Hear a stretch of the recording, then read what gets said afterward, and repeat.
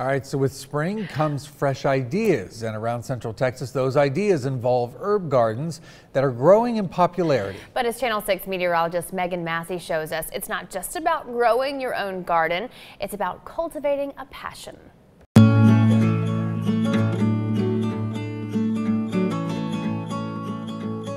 My love of plants originated because I am a Christian and creation is just so cool.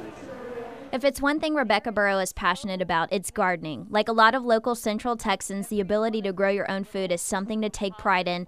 And for Burrow, it's all about giving evolution its due. Burrow, who lives in Belton, is president of Burrow Permaculture Consulting. She is also a Bell County Master Gardener. As spring approaches, so does the feeling of fresh ideas, and Burrow says a great way for people to get a fresh perspective is by creating and nurturing their own herb garden.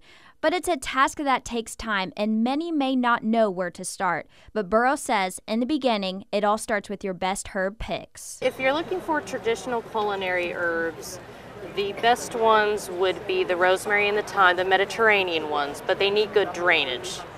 So as long as you can give them good drainage and a decent amount of sunlight, they do generally pretty well. You should find a pot that will allow for drainage, as well as buy soil that promotes it. Burrow recommends herb growers in Texas position outdoor plants for southern sun exposure. From Belton, I then traveled to Waco, where I found a family-owned greenhouse tucked away in McLennan County. Sandra and Johnny Kulo have owned Bonnie's Greenhouse since 2007, and they have helped so many Texans with their gardening. They agree with Burrow on these two important factors. Drainage and good soil. If you don't have good soil, everything just kind of sits there and it never grows. Right. This has like no bark in it at all, just really good loose soil. So we're going to start making an herb garden today, and this is a bay tree. You know the bay tree, like you cook the bay leaves when you use in the soup? When it comes to creating your herb garden, grab your pot of choice and separate the soil in roots, then make a hole to put the herb in. If you are an herb garden beginner, picking up an herb that has already begun the growing process may be your best way to start. If you put multiple herbs in one pot, just make sure to separate them a bit so they have room to grow even more. Next is about sun exposure. You should place your garden in the morning sun from sunrise to about 2 in the afternoon.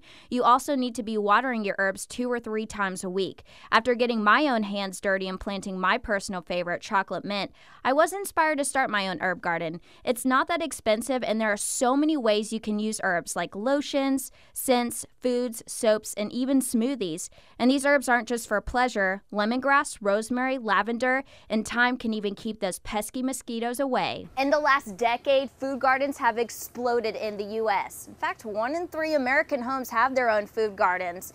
One of the most popular herb gardens, such as rosemary here, we have cilantro, and events, they're popping up all over the U.S. The largest Mother Earth news fair in the nation came to the Belton Expo Center this February, and many Texans traveled to Bell County to find plants, seeds, and expert herb garden advice. Out of 200 exhibitors, we found Ira Wallace from Mineral, Virginia.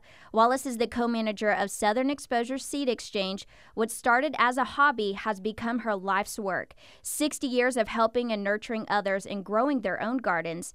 And Wallace didn't slow down. Even while fighting a devastating diagnosis, she used her recovery time to help budding gardeners and experts on keeping their gardens flourishing. It was a way for Wallace to shine some light during a dark time. I had a health crisis. I had a brain tumor. And fortunately, I had surgery. It was great, but I had a long recovery. And I used that time, because you never know how things are going to turn out, to share what I had learned over all these 60-plus years of gardening.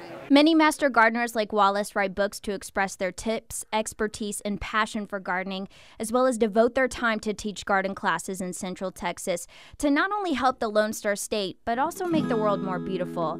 The best time to start your herb garden in Central Texas is mid-March, and who knows, maybe you will build a passion for gardening too.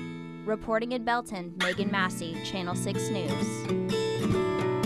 Very nice. Yeah, I had a little garden before, but I have the opposite of a green thumb. Maybe The black thumb. Yeah. Kill everything. It was not pretty. My dad had one, so we had one growing up, and it was really cool because the neighbors would sneak over with their scissors and just cut Snip stuff. Yeah.